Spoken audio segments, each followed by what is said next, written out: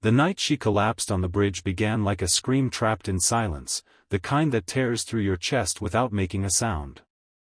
Rain had been falling for hours, turning the city into a blur of red lights and wet asphalt, and the river below the bridge roared like it was hungry for everything above it. Emily Carter stood there shaking, one arm wrapped around her 6-month-old baby, Noah, the other gripping the rusted railing as if it were the last solid thing left in her life. Her vision narrowed, her breath came in sharp, broken waves, and the world tilted cruelly just as her strength gave out. She fainted while holding her baby, and gravity was ready to claim them both. Before this story pulls you any deeper, pause for a moment. If you believe in kindness, in second chances, and in the idea that one good act can change generations, please like this video, share it with someone who needs hope, subscribe to the channel, and tell us in the comments where you're watching from. Your support keeps stories like this alive. Emily's life had been unraveling long before that bridge. At 24, she was already exhausted in ways sleep could never fix. Noah's father had disappeared when she told him she was pregnant, leaving behind nothing but unanswered messages and a silence that felt like abandonment carved into stone. Emily worked double shifts at a diner, her feet aching, her back stiff, her smile forced for customers who never noticed the dark circles under her eyes. She rented a single room in a decaying building where the heater barely worked, and every night she rocked Noah to sleep while whispering promises she wasn't sure she could keep. The bills piled up faster than hope, eviction notices came like threats disguised as paper, and that night on the bridge was not a dramatic decision but a breaking point, the moment her body simply surrendered under the weight of fear, hunger, and despair. What Emily never knew was that someone had been driving across that bridge at the exact second her knees buckled. Daniel Harper had just finished a 14-hour shift as a construction supervisor, his hands sore, his mind numb, his radio low. He noticed something wrong not because he was looking for heroism, but because instinct tugged at him when he saw a shadow collapse near the railing. He slammed the brakes, heart pounding, and ran through the rain without thinking of traffic, without thinking of danger. He reached Emily just as her body slumped fully, just as Noah slipped dangerously from her arms. Daniel caught the baby first, then lowered Emily gently to the ground, his jacket soaked as he shielded Noah from the rain. Cars honked, people slowed, but no one else stepped out. Daniel called for help, stayed until the ambulance arrived, and when Emily regained consciousness briefly, she saw nothing clearly except a stranger's blurred face and the steady rise and fall of her baby's chest, alive. After that night, life did not magically transform. Emily woke in a hospital bed with crushing shame and overwhelming gratitude tangled together.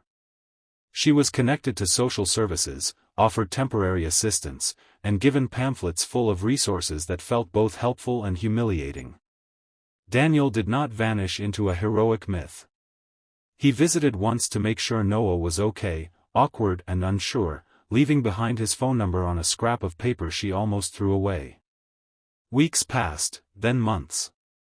Emily fought her way forward inch by inch.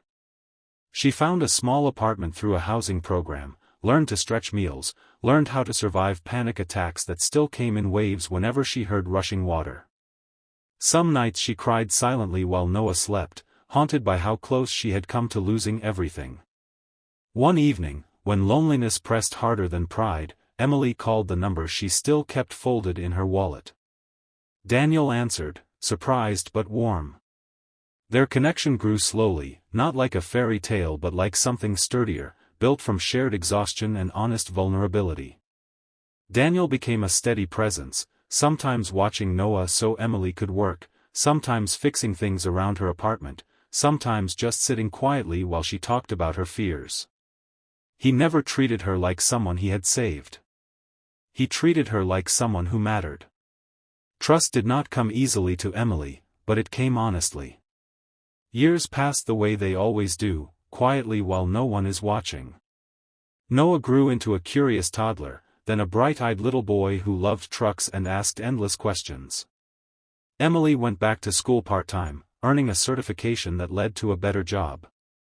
Daniel remained by their side through setbacks and small victories, through illnesses, through birthdays celebrated with homemade cakes. Love crept in without announcement, deep and real. When Daniel proposed, it wasn't flashy. It was a quiet promise made in a small living room filled with toys, a promise of stability, of partnership, of family. 6 years after that night on the bridge, the past no longer felt like a wound, but it never disappeared. Emily sometimes stood at the window watching her life unfold and marveled at how close it had come to ending. Now their home was filled with laughter and noise. Noah had 2 younger siblings, Lily and James, born into warmth instead of fear. The family of 5 was imperfect, chaotic, and deeply bonded. Daniel never called himself a hero, but Emily knew the truth. One moment of courage, one choice to stop the car and run into the rain, had rewritten all of their futures. If this story has touched your heart, if it reminded you that kindness matters even when no one is watching, please take a moment near the end of this video to like it, share it, and let others feel this hope too. Your engagement helps spread stories that heal. And before this story ends, we ask you from the heart to comment below with a single word that describes how this story made you feel, because your words mean more than you know. Emily still visits that bridge sometimes, not to relive the pain, but to honor the moment everything changed. She holds her children's hands, feels the solid ground beneath her feet, and breathes deeply. Life did not become perfect, but it became possible. And sometimes, that is the greatest miracle of all.